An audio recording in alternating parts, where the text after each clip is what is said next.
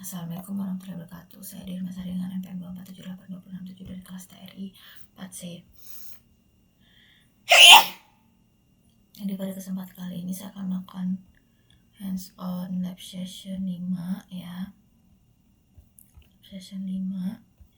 Di sini saya akan yang pertama membuat video yang menunjukkan, menjelaskan dan menjawab pertanyaan analitik dari setiap langkah praktikum di atas, lalu kode program dan hasil dapat dilihat dengan jelas dan tidak blur, suara dan volume yang wajar dan terdengar dengan baik. Video diupload dan ditambah ke YouTube playlist nama video 1412 video 2 npm. Lalu link video dapat diakses di komentar dan memiliki auto caption.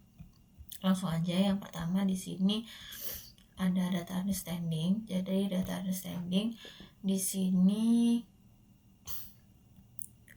data understanding. Oke, ada data understanding di sini. Data understanding yang pertama adalah dataset menggunakan library pandas. Jadi dataset dimuat menggunakan library pandas dengan fungsi CSV, menggunakan CSV. Nah, dataset ini berisi data transaksi penjualan dari file Excel yang telah digabungkan.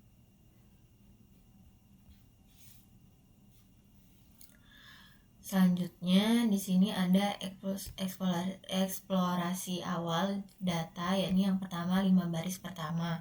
5 baris pertama di sini pakai dev hit ini yang pertama dari 0 1 2 3 4. Jadi di sini ada ID pesanan, ada jumlah produk, ada berat produk, lalu ada status pesanan. Lalu ada metode pembayaran juga di sini, ada metode pembayaran, lalu ongkos kirim, lalu ada waktu pesanan dibuat. Nih, waktu pesanan dibuat. Nah, contohnya di sini yang pertama ada orderan yang pertama,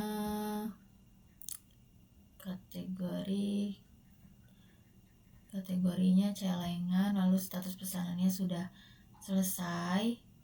Lalu di sini metode pembayarannya di sini saldo ShopeePay ya, saldo ShopeePay. Lalu ongkos kirimnya di sini 0. Jadi di sini gratis ongkir. Selanjutnya ada jumlah baris dan kolom. Jumlah baris dan kolom di sini ada 20.848 dan 9,19, berarti ada 20.848 baris dan 19 kolom. Jadi ini menunjukkan bahwa dataset ini cukup besar dan representatif untuk analisis pola pembatalan. Lalu di sini ada nama kolom utama dalam dataset di sini. Nih, dev columns, nama kolom. Dataset di sini ada order ID, total quantity, lalu ada total diskon. Ada total diskon, ada produk kategori, ada 6 produk kategori, ada metode pembayaran, kabupaten atau kotanya, provinsi, ongkos kirim dibayar oleh pembeli, estimasi pelanggan, biaya pengiriman, total pembayaran, perkiraan ongkos kirim, waktu pesanan dibuat, source file. Lalu di sini ada identifikasi variabel yang mana merupakan variabel target, fitur numerik dan kategorikal. Jadi di sini variabel target yakni ada status pesanan. Digunakan sebagai target karena menunjukkan apakah pesanan selesai atau batal. Lalu di sini ada fitur numerik.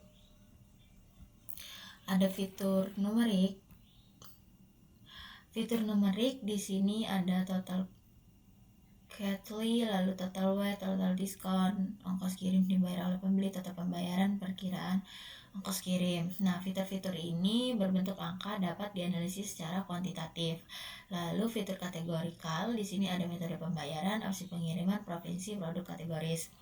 Nah, fitur-fitur ini mempresentasikan kategori atau label.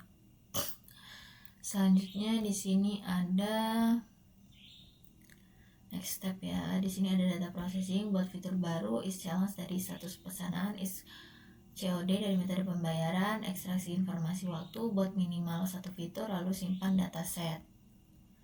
Kita lihat dulu. Oke. Buat satu set.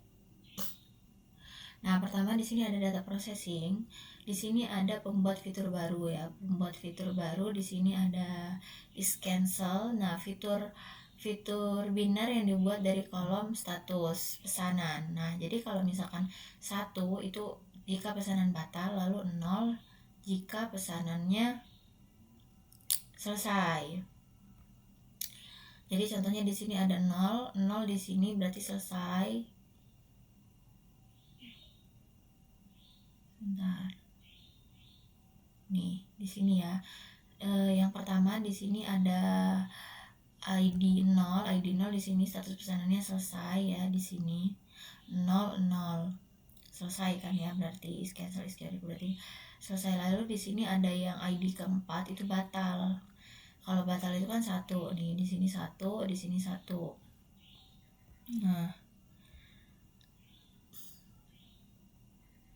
Nah, kalau is COD di sini fitur biner dari kolom metode pembayaran. Nah, kalau misalkan 1 itu dia menggunakan COD, kalau 0 itu dia menggunakan non COD. Lalu di sini pesanan COD di sini tidak selalu dibatalkan ya, dan pesanan non COD juga bisa dibatalkan. Di sini ada 1. Lalu ada ekstraksi informasi waktu. Di sini jadi dari kolom waktu pesanan dibuat, diekstraknya pemesanan dan disimpan sebagai order hour. Nah, fitur ini digunakan untuk analisis perilaku pembeli berdasarkan waktu. Lalu yang kedua ada fitur tambahan. Di sini ada diskon per item. Diskon per item di sini dihitung dari total diskon dibagi total QWERTY-nya. Jadi fitur ini digunakan untuk melihat apakah besar diskon per produk mempengaruhi pembatalan. Lalu ada juga di sini penyimpanan dataset. Jadi di sini simpan dataset terbaru yang meliputi poin ini bernamakan data proses NPM. Jadi di sini NPM-nya 2478 ya. 267. Jadi di sini ada contoh hasil ekstraksi, jadi jam pesanan. Jadi waktu pesanannya di sini ada, waktu pesanan dibuat ada 2024 bulan 4 tanggal 1 jam 15, lalu ordernya 00. Lalu di sini ada total diskonnya, total QWERTY dan diskon per item. Lalu filenya sudah disimpan juga. Nih ya, NPM. Lalu ada fitur exploration. Jadi di sini fitur exploration ini pilih 3 minimal fitur yang digunakan mempengaruhi pembatalan pesanan. Jelaskan hubungan logis antara fitur dan target, alasan penggunaan fitur, dan berikan contoh screenshot bukti tabel angka mendukung penjelasan. Oke. Jadi fitur exploration ini fitur yang dipilih, 3 fitur yang dianalisis yaitu ada metode pembayaran, ongkos kirim, dan jumlah produk. Lalu yang pertama hubungan logis dan alasannya. Jadi metode pembayaran, jadi COD itu memungkinkan pembeli membatalkan tanpa kerugian finansial di awal sehingga berpotensi meningkatkan pembatalan. Lalu kalau ongkos kirim mempengaruhi keputusan pembeli. Ongkos kirim gratis dapat membuat pembeli kurang berkomitmen.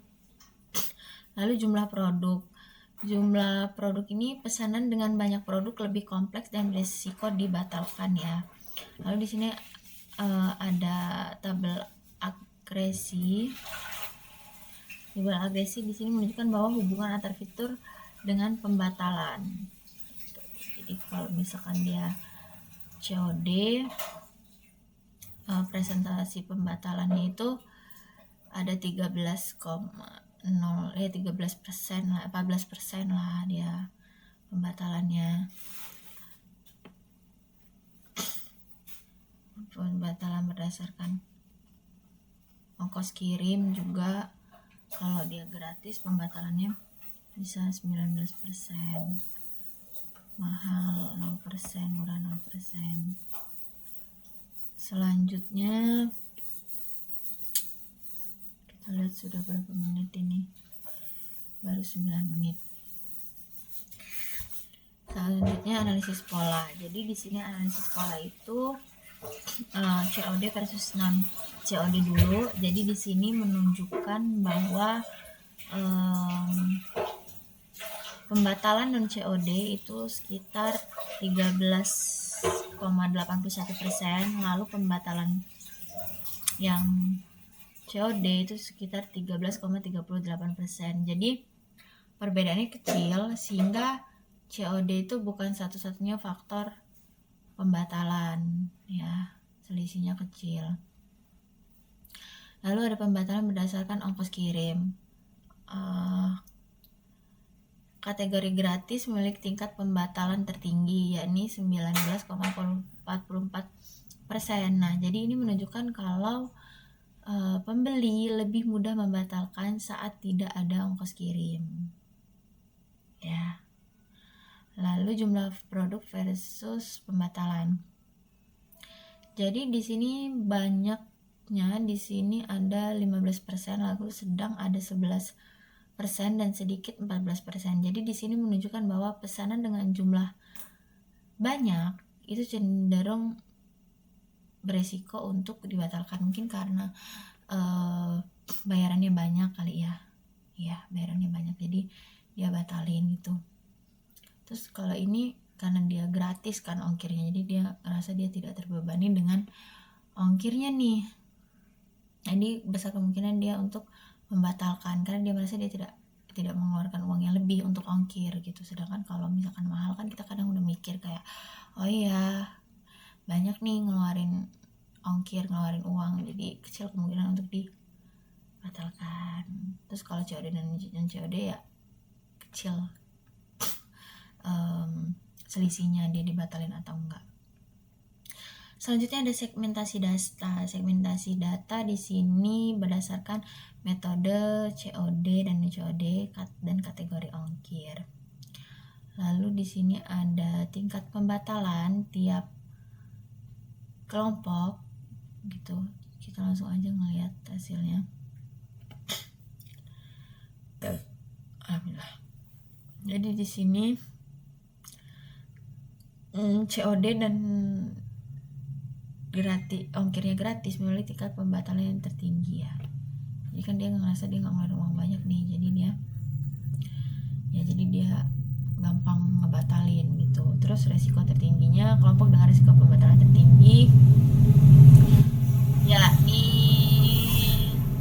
19,75% ya, pesanan COD dengan ongkir gratis. Jadi kelompok dengan resiko pembatalan tertinggi yaitu pesanan COD dengan ongkir gratis ada 19,75%.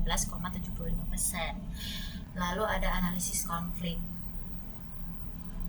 Jadi analisis konflik di sini yang pertama pola umum. Jadi secara umum pesanan dengan jumlah produk banyak itu memiliki tingkat pembatalan lebih tinggi. Lalu data yang bertentangan di sini,